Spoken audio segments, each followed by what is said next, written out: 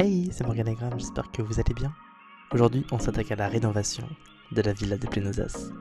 Donc je sais que j'ai pas trop l'habitude de parler avec un micro, mais bon, je vais essayer comme ça, et si ça marche pas, tant mieux.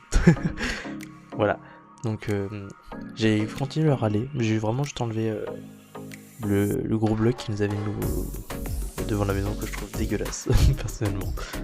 Et bon, ouais, j'ai gardé la structure de base, j'ai rien changé, je crois. Il me semble pas que j'ai changé quelque chose en tout cas. Et j'ai vraiment même gardé comment ça s'appelle, les murs. Enfin, les peintures de murs, tout ça. De l'extérieur, j'ai rien changé. À l'extérieur, j'ai juste changé le sol. Et j'ai gardé beaucoup de choses que les Sims avaient fait. Et bah après, bon, j'espère que ça va vous plaire. Moi, j'adore. Au début, je voulais vraiment refaire la maison entièrement. Pas faire une rénovation, mais vraiment reprendre le terrain vide. J'ai vraiment mis le terrain sous gluser. Et j'avais essayé de refaire la maison, tout simplement. De refaire une belle maison et tout. J'ai fait 4 ou 5 essais, j'ai pas réussi. Et après, j'ai décidé juste de faire une rénovation de leur maison. Et vraiment, j'adore. Le résultat est là. Et c'est exactement ce à quoi j'attends de la maison des Plainosas. Donc j'espère que ça va vous plaire quand même. Parce que j'ai mis quand même pas mal de temps à le faire. De base, je devais sortir la vidéo hier. Mais malheureusement, j'ai eu des petits problèmes de construction. J'ai vraiment galéré pendant toute cette semaine à faire cette maison. J'ai vraiment eu du mal. Mais au moins, elle est faite. Elle est sortie. Je suis tranquille maintenant. Et pour accompagner la vidéo, j'ai décidé de vous faire une petite histoire. Donc j'ai écrit l'histoire des Plainosas. Et j'espère qu'elle va vous plaire.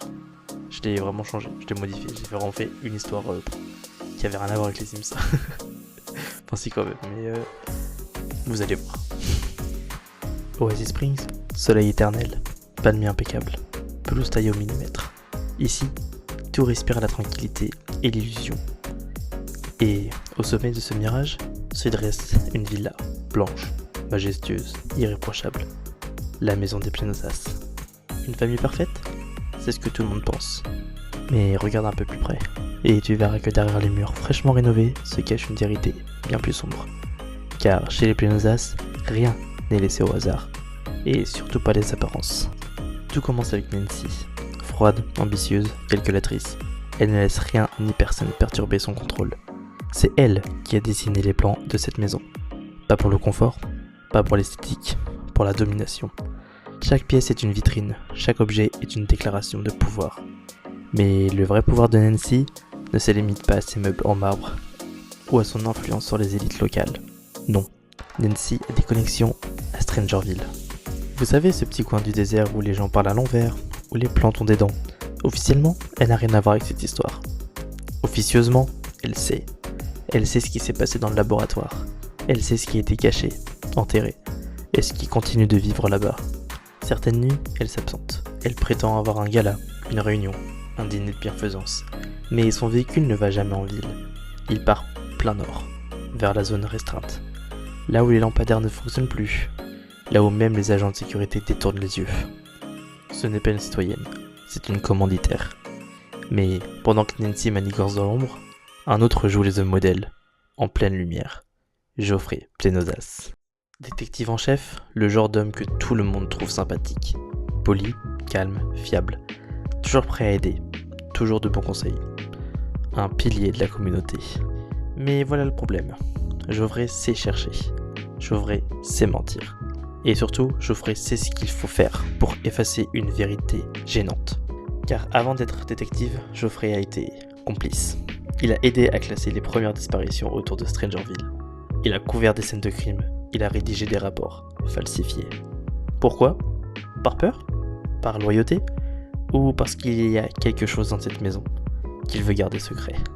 Car cette rénovation, cette soi-disant mise au goût du jour de la villa, ce n'est pas qu'un projet esthétique, c'est un camouflage. Des pièces ont été détruites, d'autres ont été renforcées, certaines condamnées. Un étage entier n'apparaît pas sur les plans officiels, ni sur la vidéo.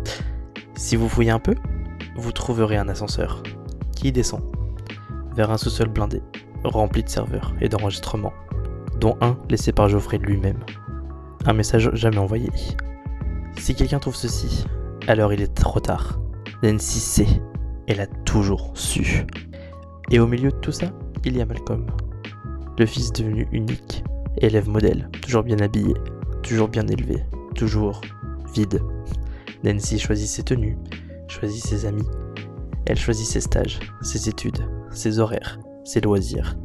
Nancy choisit même ce qu'il doit penser. Il a appris très jeune à dire oui, à sourire, à ne jamais contredire.